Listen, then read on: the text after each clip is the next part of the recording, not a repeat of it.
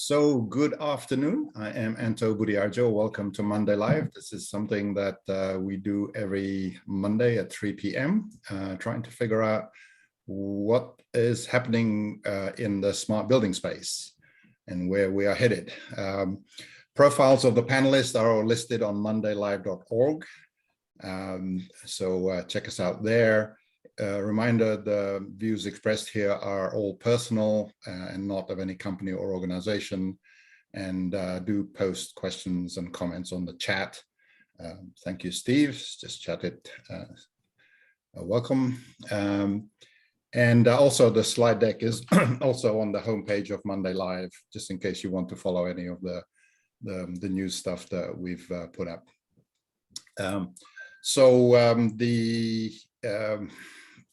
The theme of April is value in context. So we talked about that last week, and we're going to continue the conversation.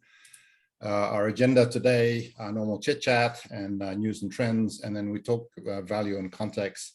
And this week we're going to focus on the value of doing the right things, and we'll explore that. And I'm sure we're going to have some interesting discussions on that. But before we get into that, hand it over to Mr. Sinclair. Thanks, Anto. We, of course, got our April issue online, reinvention, reconfiguration, and forced evolution, kind of something we're all inside of, including automated buildings. We're trying to figure out how we can better engage with the community. We are the people. They always ask me to turn it over to my people, but my people are you. Our people are the industry that created us, and we need to engage with you virtually. So we're trying to do that as well. Sorry. We just switched screens up. There we go. And I was reading it too, so you can't switch on me. We have an article in this month's Connected Contractor, just went online April 14th, the communication of change, and it kind of expands even outside of our industry, that there's just so much change going on that somehow we need to get a better vehicle for understanding that change. Automated Buildings is working on that, and I think the world is working on that, trying to come up with better ways for us to all keep in touch. I think one of the methods is that we all need to sort of post and tell our own stories rather than giving them to somebody to have them retold. And we're trying to work through some infrastructure to make that happen. Our main theme is enabling value by improving infrastructure. And of course, that builds on the Monday Live themes that we've been going through in the last couple of weeks. When you kind of think about it, all we do as an industry is really provide infrastructure. And I think John made the comment last week, is that that's our problem, is we don't really add value. We just provide the conduits to add value. But I think that's an important message that we've been missing. We need to do a better job of telling the world how our infrastructure is important to them attaining their value. We need to discuss the daunting data dynasties in the new world. As we bring with us our dynasties, data dynasties, we now get into the IoT world, and there's some collisions and there's some complements, and we need to figure that all out. There's been another article written by Andy Frank on how does the IDA, independent data layer, how does that help building owners? So some good discussions on there, and a lot of interest on LinkedIn, people poking up their thoughts on that. So back to you, Anto. Thank you, Ken. Next up, we have John. What's going on? Yeah, so a couple of articles. Obviously, we're all seeing the impact of the war in Ukraine. But this was an article there, and I think the link's missing. My mistake. On the end result may be, there are people believe it'll be a faster shift to clean energy because of the challenges that it's going to put on Europe around carbon-based energy. Interesting perspective on that. I think they're what I'm seeing is that's likely true, because companies and countries over there have a much more dire problem. And then on the constantly bouncing conversation of what's going to happen in commercial real estate, right? I thought this is a prediction that record high office vacancies are coming because the leases that people have still been locked into are expiring and weren't renewed, right? So we all saw people didn't go to the office, and then there's conversation, well, people are going to come back to the office. But this is evidence from this organization that tracks or has some method of tracking lease activity. And they're saying that, I believe that there's going to be a 250 million square feet of office space is going to be back on the market without being leased. So it's yet another interesting perspective on what COVID has done to change, going back to Ken's point, to force change on the real estate industry. And, how is that going to settle out? And how is that going to affect those of us who are trying to help real estate perform better, right? And the last one is my commentary. Brought it up in last week's call. I would have to say that in a week's time, I'm more concerned, not less concerned about it. I've read a number of articles and I almost started listing some of the companies and some examples, but I pulled back on that. What I see is a theme. You guys familiar with the idea of a word cloud, right? In a word cloud, this word's being heard more or less, whatever. And one of the industry blogs I follow, they basically track that for the overall investment community, right? And so I'm trying to watch what the things that I read. And when I see articles recently on, this organization, that organization, is pushing their sustainability goals and what they're going to achieve by 2025 and 2030 and 2040, too many of them, to me, biased view, are related to either buying offset credits or getting energy from a renewable source, which is all good. However, I don't see anywhere near the conversation on how they're going to make the buildings run more efficiently. And we've talked about this and the challenge that those of us who are doing technology that, that requires system integration. These facility owners, operators, investment firms, they want an easy button, right? And an easy button looks like, oh, okay, from this utility in this region of the country, I can buy energy that is guaranteed to be 50% renewable. Oh, press the button, go, right?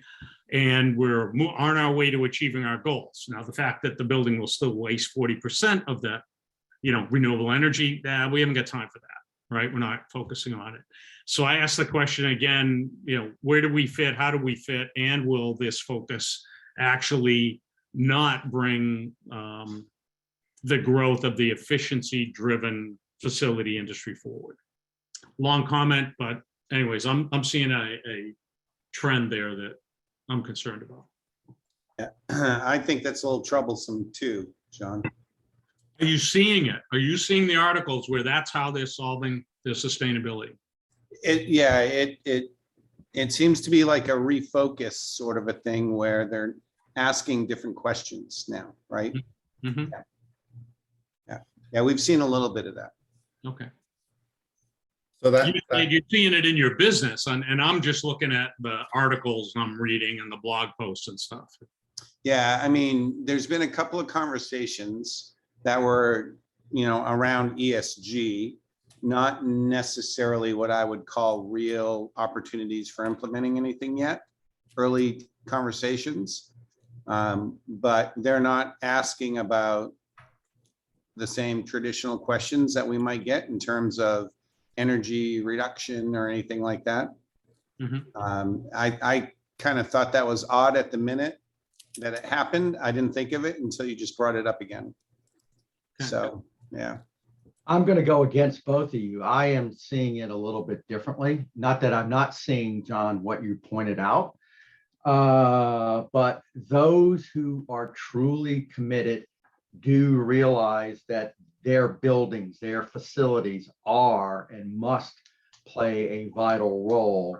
And I think as more and more, let's just call them a framework, a standard, a guideline, whatever you want to define it, becomes more visible and more intact. Like, for example, what the SEC is doing, you'll see my article after whenever Anto calls it up, kind of talks about that. And since we're on that subject of ESG, is where I am seeing a lot of articles and reading is from the legal community about how all of this is going to be defined, identified, tracked, measured, and so forth and so on.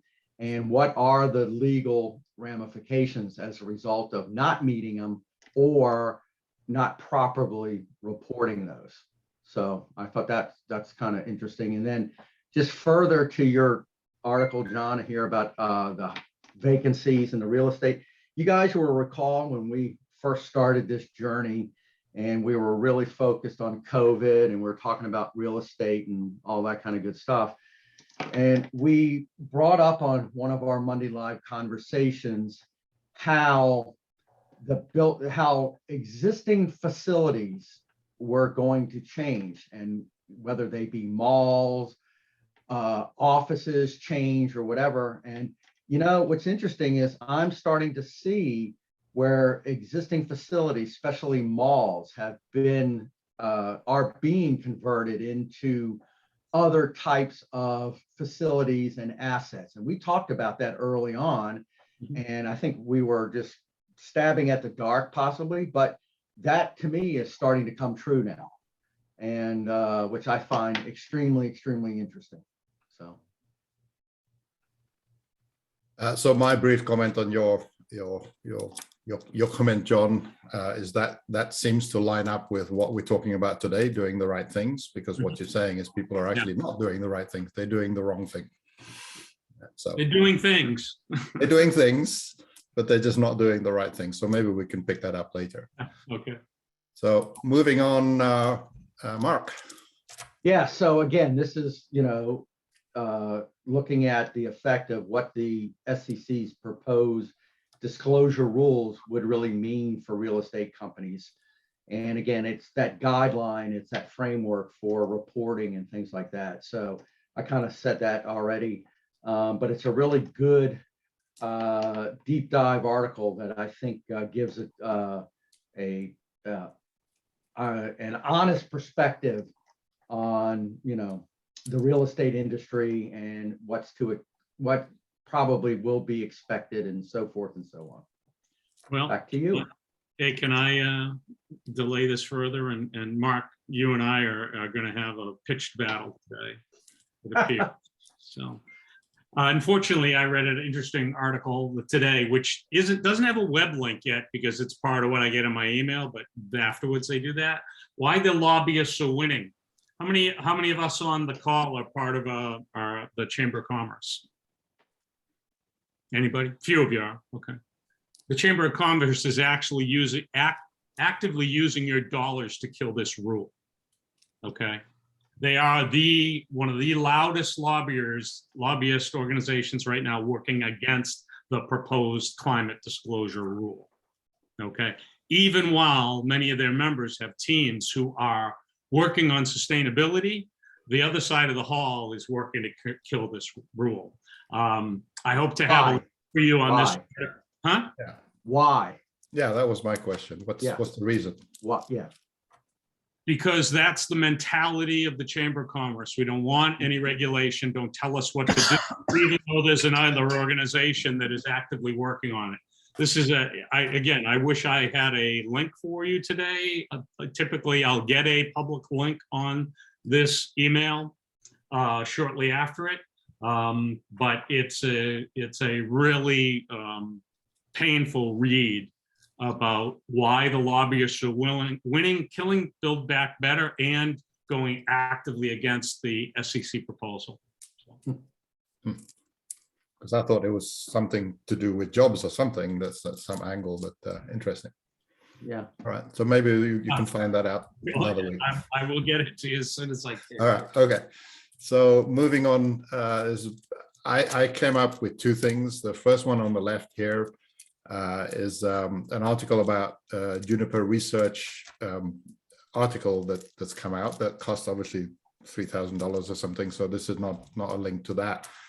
That talks about 115 million smart buildings. This is globally to be deployed in 4 years. That's a very large number, even globally. So I'm not quite sure exactly what they mean by that, because I didn't pay the $3,000 to actually pay the report itself. But what I was kind of interest me is that these two comments, highlighted comments, the fact that this is being presented as a research coming related to high growth sectors. So guess what, guys, we're in a high growth sector. Yay, congratulations. And the other thing is that it's a definition by them of what a smart building is, which I think is pretty close to our definition. They say it's that uses connectivity to enable economical use of resources. So the resources part obviously is kind of ESG-ish, but it's kind of interesting, I thought. The second, thank you, John. Is that the link? It just came out now. There is a public link, literally. Sorry. Okay. I think this is important enough reading. I was distracted to try to get it to everybody. Sorry. Okay.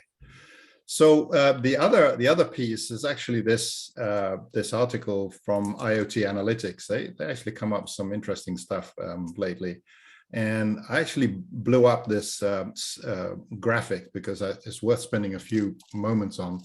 What they basically did here is talking about word cloud, John. They basically did a word cloud on global international companies' quarterly reports. And they basically picked off the words that they all said. And they mapped it out into 2 dimensions. One on the x-axis here is how many of those reports mention the word. So for example, inflation is here, is pretty much near 100%. This is the first quarter of 22. So inflation and supply chain is obviously way over there and near 100%. And on the y-axis is the growth, meaning how much, what the number differs from the previous quarter. So it goes up it's kind of logarithmic-ish, because right at the top there is Ukraine. Everybody's mentioning Ukraine and Russia, and the number is actually 3,000% growth from the previous quarter. So that's kind of how this matrix lays out. But kind of interesting stuff that relates to us. As a service is here, all the SaaS stuff and all the automation stuff is here. And so these are all in what they classify as high and growing in importance, right? So in other words, it's over 100%, it's been, the mentions have been increased since last quarter, and it's in the sort of 10-20% of mentions. And also metaverse and the cloud is over here. And there's this mention of private network up there. And I don't know what that's all about, because there's also private cloud and public cloud there. But there's some sort of interesting stuff going on here. And again, this is very, very broad global industries talking about what they are sort of seeing in their respective markets. So I'd love to get anybody's immediate thoughts on this. I think this is an excellent find. Look at cybersecurity. You don't have it, but it's right there in the middle, right there with IoT, right in your whole range there. This is another thing that bodes well for people on this call. This is an interesting find, Anto. So thanks for sharing this one. And climate change is, less than 100%. Sorry, less than it was last quarter, and quite small net zero and. Yeah, 2-dimensional word cloud. I hadn't seen it presented this way. That's really interesting. Show you what's rising, falling, and what the activity is. Yeah. Okay, so that's that. Any other thoughts that we've missed before we move on? No, everybody's good. All right, so value in context. So last week we talked about the why, value of doing anything at all, doing anything. And I thought that was a really interesting conversation. I think we all did. And now it's really more about the how. It's really about the value of doing the right things. So little subtlety here. This is not talking about the value of doing things right. It's talking about doing the right things as opposed to doing the wrong things. And I've always had this saying in my mind that there's nothing quite as frustrating as watching somebody do perfectly that thing that does not need to be done. Right. So that's kind of, and it seems to me that a lot of the things we've talked about in Monday Live over the past 2 years is about the industry. Inherently, the status quo is actually almost doing the wrong things just because it was the right thing decades ago. So that's kind of the context that I'll start this conversation, and I'm going to stop the share and open it up for dialogue. Who wants to chime in? Can I just put something out there that the right thing is yet subjective? Well, yes. But the wrong thing, I mean, I think it's easy to see when you see somebody doing the wrong thing versus doing the right thing. I just, it's a slippery slope. One guy's right thing is another guy's wrong thing. So I hate to start off the conversation like that, but Well, let's go back to what John picked up earlier about the ESG stuff and the reporting. Right? Is that definitely a right thing versus a wrong thing? yeah, I I mean, mean, maybe too strong. So, so let's give credit to Bill's point too. But I think one of the things we're struggling with here is we all have collective technologies that would help people, make their buildings more efficient, which should be generally accepted as a right thing, right? I mean, who's going to argue against that? And I think one of the other things we brought out is the concern that many of the decision makers don't have enough experience, or the buying process, right? Procurement process doesn't allow them to do it, even if they knew what it was, right? Not allowing them to do things that would be, 99% agreed is a right thing or a good thing. yeah. And then the other side of that is how, if people don't do the investigation, how would they know? And I think, certainly speaking from my point of view of, selling analytics and trying to show people the benefit of that, if you don't know that your building's underperforming, then of course you don't see any financial justification, right? What people are naturally looking for, well, show me the ROI on learning that my building's underperforming, right? That makes it kind of tough, right? You got to identify it first, and then you can show financial justification on fixing it, right? So maybe right and wrong are too strong, but I think, you know what, I pull mine back off the table, John. You contextualize that perfectly. Really, we're talking about the 99% here, and talk about cybersecurity and analytics and basic stuff that we can all agree is right. So I'm with you. Yeah, I think when we talk about right or wrong, it's all based on that common foundational belief, right? It's not right and wrong, but what best leads us to that outcome, right? Do these things lead to that outcome? Yes, then those are the right things.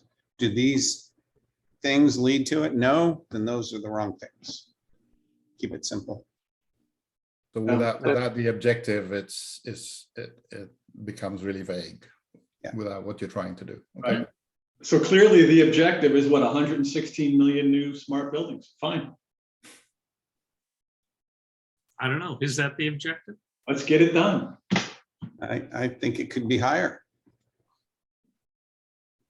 Well, So getting back to John's point for a minute, I think that I have been watching the same trends, and I'm very concerned about it as well.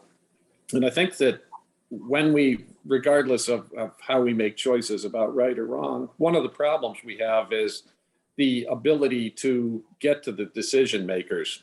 As in a lot of my customer base, there's been vast outsourcing over the years to many companies that don't have the expertise.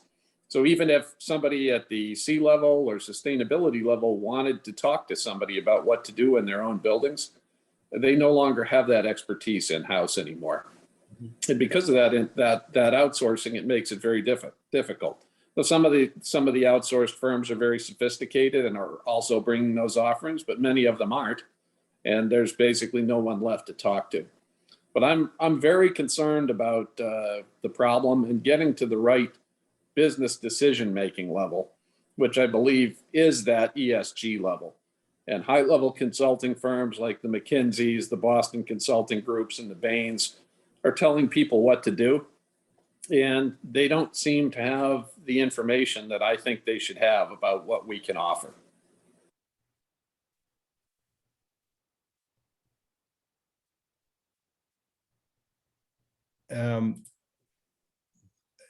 Brian. It's a good question. I'll offer a comment to Brian's question. I assume everybody's reading the chat. Clearly biased, there's no question about it. What's the impact on the business that I'm involved with? If people say, we solved our ESG things by hitting this easy button and buying some offsets or buying some wind.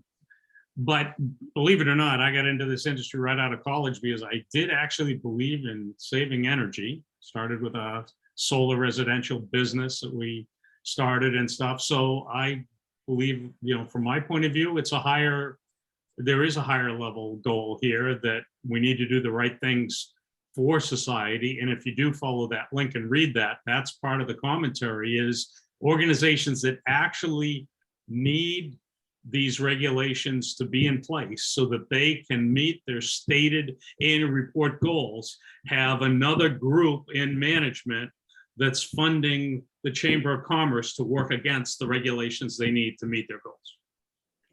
How do you solve it, right? But we have to solve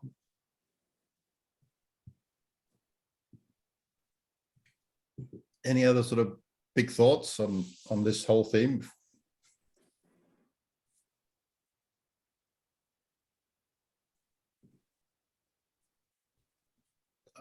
Obviously not. That's a mouthful. I mean, this can quickly become a very political issue, right? Because there is alignment by the parties on which direction they believe is the right direction. More regulation creates desirable outcomes. More regulation creates extra costs and constraints on businesses, which is bad for business, right? Mm-hmm. So.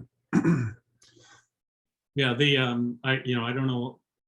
My take on that article this morning was that it actually cross-cut and it didn't align. I think one of their points was it didn't align with political affiliations. It was more dysfunction and non-alignment of even goals within individual organizations, right? That would cause them to do that. So.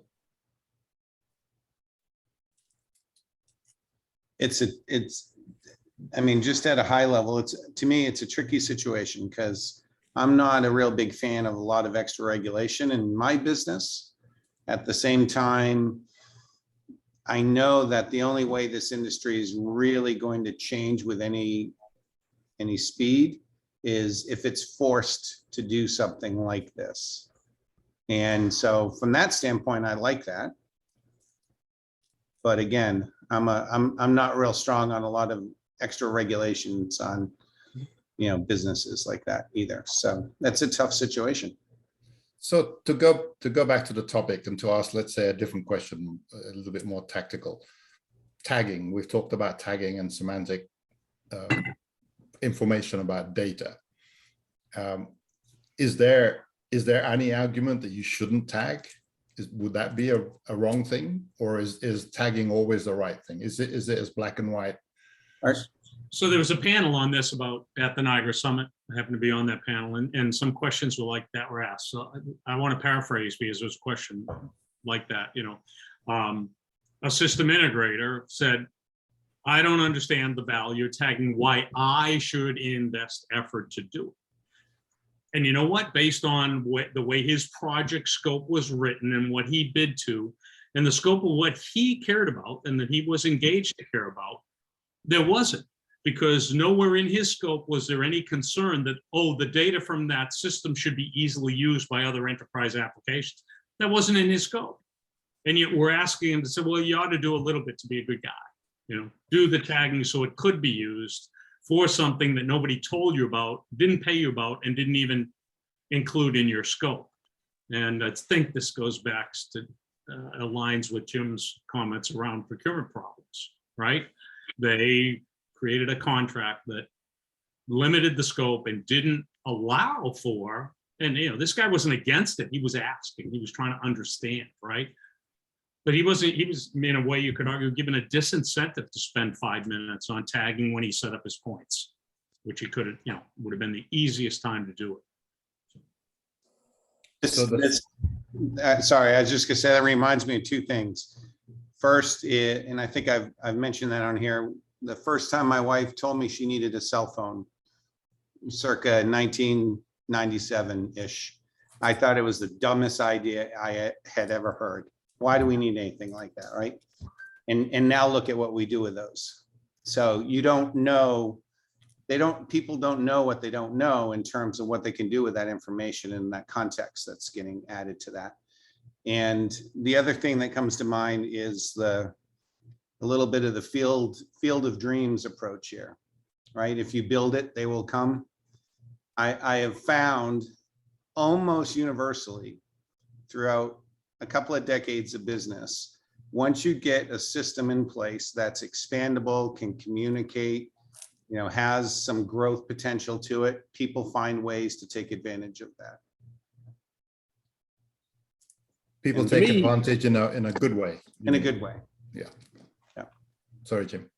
No, one of the problems we have here is how people think about problems and mentality. And that's why regulation is such an important thing. A lot of the things that we know are the right thing to do, the tagging, for instance, or energy efficiency, we know what is out there, we know what people are capable of. But if we look at regulation versus the market has not been able to solve these problems in our area. And I've been, complaining about this to you guys for the past 20 years, that for some reason in the businesses we're in, people don't care about money. They don't care about 6-month or 1-year paybacks they can get on significant amounts of money in these areas. And traditionally, we would allow those economic signals to steer and drive business. But we know over a long period of time that hasn't worked for energy efficiency. And we've seen performance contracting, we've seen utility incentives, all kinds of mechanisms to try to cajole the consumer, whether it be a big commercial or institutional building or a residence, into trying to do the right thing for the planet, strengthening those economic signals. But as John or others in the business know, some of the paybacks and what we do are already phenomenal without those sweeteners. And even with the sweeteners, it doesn't help. So what I'm saying is overall, the financial signals that should incent somebody from a capitalistic basis to pursue these technologies have not worked over the past 20 years, largely in any kind of energy efficiency. So my question is, that's my interest in using regulation, is to try to change the balance of the way people think about it. So maybe if they start doing it and realize that it's actually cash flow positive, that they'll learn and get interested. Doing the right thing, making money. Do you think that's what causes that problem in your opinion, Jim? I see, and I know because we've talked about this before, but there's a misalignment of who makes money when off what part of a project, right? Who's cashing out early versus, who's long-term ownership and so on. But do you think there's a underlying disbelief that these systems, these measures, these techniques really result in what you were just saying in terms of longer savings? I mean, prior to analytics, it was harder to benchmark, and certainly the industry has been guilty of smoke and mirrors in energy efficiency for a long period of time. But I actually don't believe that the decision makers that are out there thinking about this now even know about that history. I think it's much more basic and simple. They believe that energy is a necessity. It's a fixed cost. You have to pay it. And the story I've told before about in 2007 and 8, in the last big run up in energy price, I was at a trade show and I dragged a guy in from the aisle who was vice chancellor for the University of Texas for facilities. And I said, hey, you know, we're at this conference, energy prices are through the roof. How come no one's talking about it? And he said, oh yeah, it's a huge deal. It was such a big deal. We went immediately to the trustees and they voted a tuition increase. So the DNA of the people is to think that it's the utility bill, you got to pay it. So we're just going to figure out how to pay it because that's what we do. They don't know about what we do. They don't think about it. And that's when I talk about mentality, I mean, you're talking about somebody who probably had a $500 million energy spend that they were dealing with. Yeah. And the mentality was still, it's just the utility bill, we got to pay it. Not what can we do to save? The reason I asked that, you know, we do a lot in smaller retail kinds of operations, right? The single most common problem that we get with a new customer is, I want to test it first and make sure it delivers the results, right? They care nothing about decades of historical proof and evidence. They want to see it in their building because for some reason their Jack in the Box is completely different than every other quick serve restaurant that was ever built. And it's got to work in their location, and you know what I mean? Yeah, so we've suffered those slings and arrows over the years. You know, it's been bad enough that you know, people have asked, well, where have you done this before? And we've had to tell them we've been doing it for them for a long period of time. And that's often not good enough. Yeah. We're doing it for half the rest of your big enterprise. Why don't you talk to your own people and find out? So it's, you know, the nonsense around pilots and the procurement. I have one large pharma customer, you know, we beat our way into it over 10 years. We had phenomenal results. They said, let's do it. They outsourced everything and shut half the company down. They've entered a new procurement ritual where they're now having a bake-off of 5 different vendors. And here we are. So they've basically done nothing over a 5-year period because they're basically, you know, the rules are set up so that they really can't do anything except extensive pilots. That kind of mentality is doing the wrong thing. It's basically people that either consciously decided they don't want to spend money on anything, so they're going to erect these, you know, these huge systems to keep money from being spent. And I think that's actually one goal. Or the other is they just have no idea what they're doing, have no idea what they're wasting. You know, another perfect example would be the U.S. General Services Administration on the analytics bid. They had 30 companies competing for what they thought would be hundreds of millions of dollars and ended up being $11 million. And, you know, in a way that made sure that no one could make any money or make a sustainable business out of it. And, you know, where are they now? Not very far along compared to what they could have had. It's not that they didn't have small successes, but they could have had big successes. They chose not to by being overly conservative. So is it right to say that it's difficult to do the right thing in many circumstances, and the natural flow is actually to do the wrong thing, whether it's through risk or through lack of knowledge and just not knowing? I think that's an important point. Let's take malintent out of it. It appears that the easiest path for water to flow is towards the wrong thing and not the right thing. And we don't need to attach any malintent to this. But as we've seen, and as Jim has related, you know, we've continued to struggle with this for multiple decades, right? Even when there've been financial vehicles to fund these projects. and get a success, you can't, just as Jim said, the other half of the organization doesn't know, or in worse, doesn't care that you've been financially successful for their compatriots. That to me defies logic, which maybe is the fundamental problem. Well, and I mean, to me, it seems like there are so many obstacles that are systematically in place to prevent the outcome here that we're talking about, that there is some kind of a pattern interrupt that has to happen here, right? Something's got to change, because as Jim or John, whoever said it, the market's not taking care of it, right? So something's got to change. But so barring regulation, which would certainly cause a change if the regulation was remotely intelligent, and I'm not sure that it would be, which is that's a whole other day's worth of conversation. But where can we get to the levers? But once again, no one in publicly traded America makes a decision at all without talking to a consultant now. So a lot of consultants are selling points of view, quote unquote, about how to do things. And that's why I'm so concerned about the ESG. We're at an inflection point where it's about to break bad.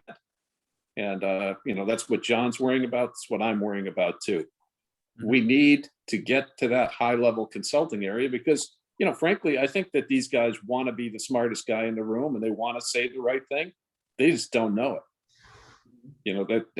I think that there's a huge difference between offsets and real energy efficiency. So I think it's enormous. John, you were talking about the easy button, the ESG easy button earlier, fictitious, obviously. Yeah. If I came up with an idea of an ESG easy button, would I be doing the wrong thing? No, because the financial incentives support that. And it's not a bad thing that somebody signs up. I've got the brochure from my power company at home that, hey, if you want to pay 3 cents more, whatever, you can sign up to get some percentage of your energy is renewable. That's not a bad thing, right? But no fixes to the efficiency of the building. Forget about that, right? We'll just waste wind energy, which is less painful. But it's this collective, I think it's all of these factors together. And I think that's what makes it such an intractable problem. It's not any one of these things, but it's pretty clear when you see, and I was in front of a customer, I get an appointment, I went in, and this was, one of those learning experiences for me. And, went in and talked to them about what we could do. And we were already meeting our ESG goals. And I was like, wow, how? And they straight out said, we bought offsets. Want to go to lunch? That's it. They were done. They figured they did. I got other things on the list. I bought offsets. Other than which I don't really need to talk to you. When you wrap the consultant problem in there that we were just talking about, do you think a consultant will appear to be more successful if they can deliver that outcome in 30 days versus over the next, 5 to 7 years or 3 to 5 years or whatever, kind of a payback a really good energy management system might put in? They're going to default to the shortest possible way to get the outcome, right? Not only shortest, potentially simplest. That was one of the things that I think is one of the real factors here is this. I've got this new requirement. How do I cross it off my list quickly, right? And that's a concern. And I'll leave names out, but I over the last 12 years have had involvement in projects by 3 of the names, the consulting names out there, and good people. At times they thought they were going to create a division or entity or whatever that was really going to pursue this stuff. And it ran right into a wall of, not that they didn't make any money, that it didn't fit their model of how consulting is delivered and how financial performance of consulting engagements are tracked, right? And those people, diverted away and ended up with other companies. And I'm not aware that any of the big, however many there are, 3 or 4, have active practices They have it around ESG, but active practices around that involve energy efficiency, right? That we want to run things right. Okay. I'm not aware of any. I don't know if anybody else knows of a really active group. I agree with you, John, and it's my inference is not that it's true that a number of the big consulting companies tried to be in this business directly and failed. That's absolutely true. But what I'm talking about is management consulting, where at very high levels, there's not a lot of independent thought going on. There's a lot of groupthink.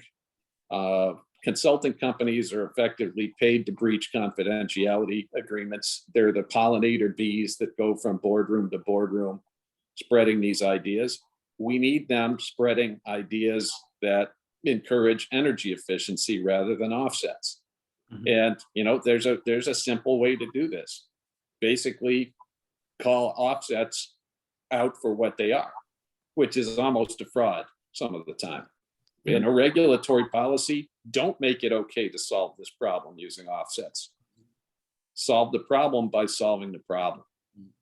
And I think that would have a big impact not only on the climate crisis, but people would discover that they could actually make money doing this. And not inconsequential amounts of money. Not 10 times, but 20 or 30%. Good return on investment. Right. So that's obviously a thing that could be done, although it's not easy, Jim, to persuade that. What else can we do as an industry, as a group? I think that we have. Go ahead, Jim. I think you're having some internet problems because your audio is a little. Can you hear me at all now, Anto? Yeah, you're back now. Good. I'm sorry about that. What we can do as a group is we can engage the Department of Energy and others, and once again, broker a dialogue with some of these other groups, like the American Institute of Certified Public Accountants, potentially other groups that have sustainability in mind and in place. Potentially, we could have some kind of intercourse with the Securities and Exchange Commission. They have someone writing these rules, and elected officials as well. But I think direct outreach at a high level from a group like C4SB would allow us to at least initiate those conversations and get smarter ourselves about where it's going to ground. And is ESG and issues related to that the topic to make that argument around, or are there others? I mean, how do it? I think that the dialogue is basically called, how do we put the right teeth into ESG rather than greenwashing? I think we could put it as simply as that, and I think they would pick up and at least have a conversation with us so we can both get smarter.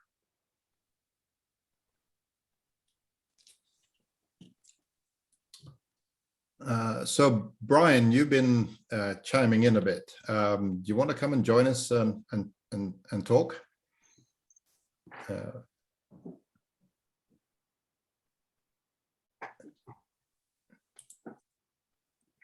Sure, he says, there you go. There you go. Here comes Brian.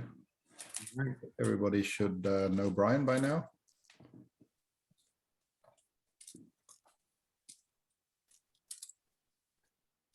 Hey, Brian. Answer was not really, but I'm here. Hello, everyone. So do you want to elaborate on your comments on chat? Yeah, no, it's something I've been talking a lot about, and I think there's there's other things I think we should be talking to as well, whether it's insurance companies and how they're going to be insuring smart buildings, energy efficient buildings versus non-energy efficient buildings.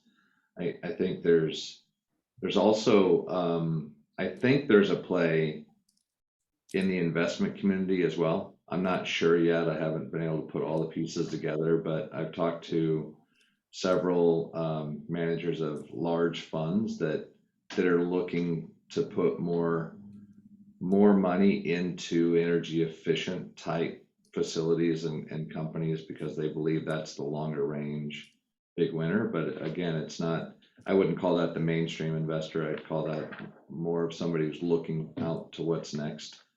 So I'm just wondering, is there some other access to leadership besides government and regulation that can actually get there faster?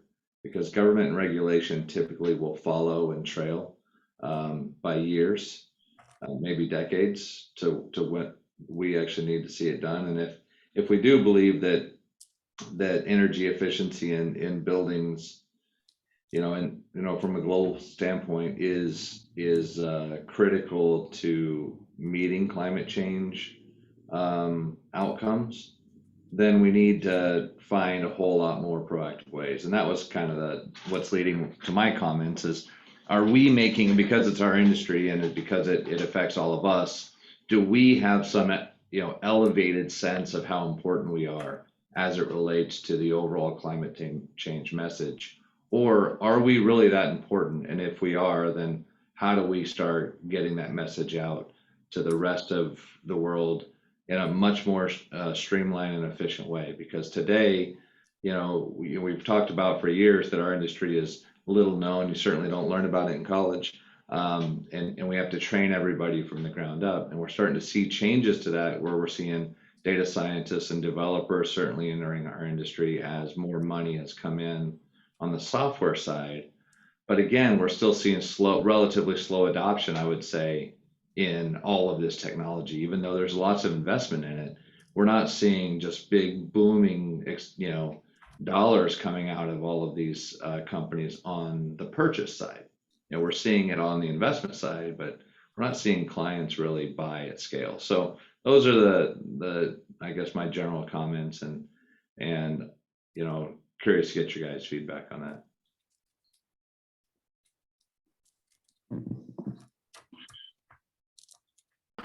On the big financial companies, if one will remain unnamed, but a company that was maybe the largest REIT in the world had this idea and started a big investment fund that we partnered with about 5 years ago. And the whole thing fell apart when their own company wouldn't eat their own dog food. So, these large investment-led ideas, I've seen them come and go. Maybe somebody will get up on their skis at some point, but these were pretty impressive efforts that I was very excited about at the time. And once again, they couldn't eat their own dog food. They couldn't get people in their own real estate investment trust to make the investments that they were trying to sell. Seen a very similar thing, and I think one of the interesting things with Brian's comment is here is yet another leading implementer of the types of right things we're talking about, who's echoing similar challenges of scale of adoption, time of adoption, those types of things, which I don't know whether that helps us today or makes it even scarier. And his message is that it's down to us collectively to figure this out, and it's collectively, being the operator. But I would also say that we aren't that important. I think we're important enough to matter and raise our voices, but we are one of many things that people can do along these axes. And we look at ESG, once again, the E is only one axis. There are material things we can do, and I think they're worthwhile. And I think they are at least as big as other elements, but we are not the whole story. And that is an excellent point that Brian makes. One of the reasons of picking up on the tagging thing earlier is that ESG is so big as an issue. It's kind of made it difficult for anybody to do anything because it's just so big. And something like tagging, I would have thought, is a little bit more tactical, a little more specific. And shouldn't we, if we're going to change behavior, don't we change behavior on smaller things first? That's easier to justify. But according to to John, it's really difficult to Well, justify. I think the proof points are there, like there are in all of these others, but we have to recognize that if the scope of somebody's interest, financial or otherwise, doesn't relate to how their data should ever be used, you know, it's a problem, right? How do they justify doing something if they're not aware, right? And that was really the message I got from the system integrator at the conference. He wasn't arguing, he wasn't aware how doing tagging, some effort on his part, was going to help the rest of the chain, because that wasn't his purview, right? He wasn't looking at the rest of the chain. You know, I mean, I've often in my role with Haystack made the comparison to HTML. You know, there was enough corporate and worldwide effort that we wanted the World Wide Web to work, that they agreed on a standard HTML so we could read each other's stuff, right? The same thing hasn't happened here. There isn't a higher level belief that we need to be able to read each other's data without doing all this extra work. And it's left it to us who don't literally have enough influence to make, I mean, all of the majors adopt it. We know a number of them use it, but that's different than adopting it and supporting it and coming out and helping us all message this to solve this problem, right? You know, it's another one of these things that relates, I think, directly to human nature and how people and what the incentives are that cause people to do things. So what should we do? How can we make progress as this group and broader beyond? I for one, I think we have to get out of our comfort zone.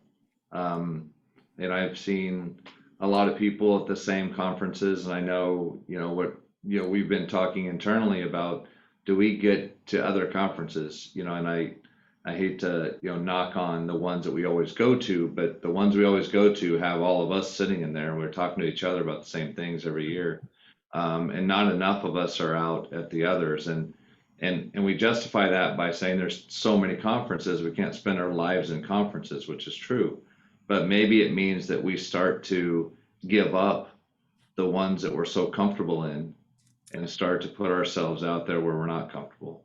Mm-hmm. and really start getting challenged by these different ideas, these other 30 things that contribute to ESG at the same level or even more than we do, and start to figure out how we fit in better to the common story, to where we're not the more difficult thing to do. Because if we're an equal benefit to 30 other things and we're the most difficult to implement, we are not going to win that battle, right? That's just losing from the start.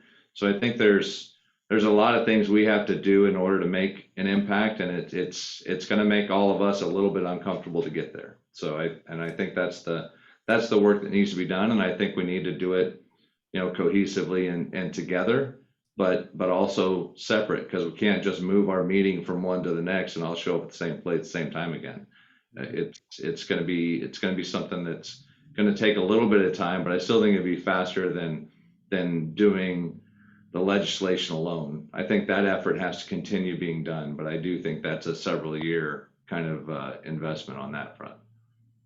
And a key part of that would be, I assume you would agree with it, Brian, is that we need to have our message aligned to a large degree anyway, and maybe not in the details because we have differentiation and things, but broadly we need to have a really consistent message. Yeah, we need to be very comfortable in the energy reduction in buildings, regardless of the type of building, and what that overall impact is on climate change, ESG, exactly how it hits.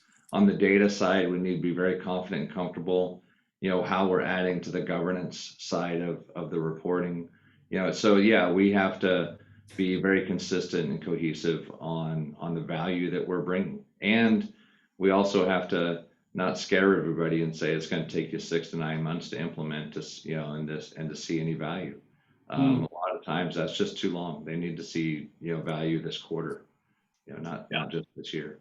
There's so much good there, Brian. I especially liked when you said, okay, go out of your comfort zone. And on a side note, Anto, I think we could do a session like this to talk about 5 areas that we would fit into the common good, but that are outside of our traditional places to go. I for one, we're starting to go to these cybersecurity events that they don't know what BACnet is.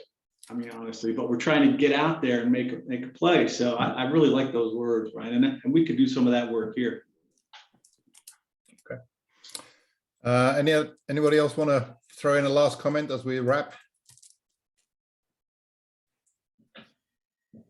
So my last comment is that it seems that right and wrong is not black and white, and not really surprised about that. But, Thank God. so thank you, Brian, for joining us, and thanks everybody, the panelists and the audience, and we'll get a video up by tomorrow-ish. Otherwise, have a great week, and talk with you all next week. Bye-bye all. Cheers. Thanks. See you later. Bye.